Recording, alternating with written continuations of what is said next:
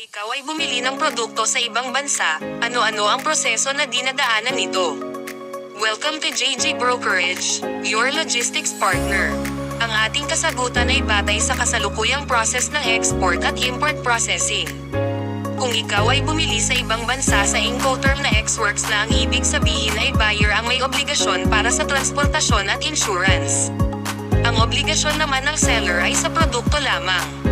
Ang unang gagawin bilang buyer ay ang tawagan ang courier o forwarder para sa pag-pick up ng produkto. Pag na-pick up na ito, matatawag na natin itong cargo.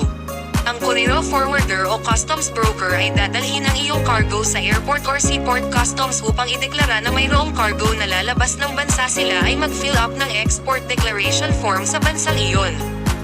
Ganun din ang insurance policy para sa cargo. Isasakay or maglo-load ang courier or forwarder ng cargo sa airplane o barko.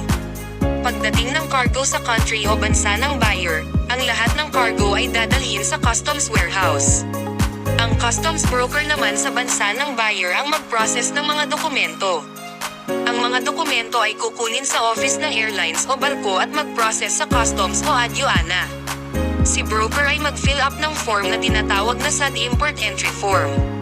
Kung tama lahat ng details sa form, na-approve at na-compute na ng customs ang duties and taxes. Ang buyer ay magbabayad ng duties and taxes through online bank payment. Ang online banking system na ito ay tinatawag na PAS6 na nakakonekta sa treasury ng customs. Kapag nabayaran na ang duties and taxes, maaari nang kunin ng broker ang cargo sa customs warehouse at may deliver na ito sa buyer. Chat with us for free seminar. Please like, share and follow JG Brokerage videos para sa dagdag kaalaman. Thank you for watching.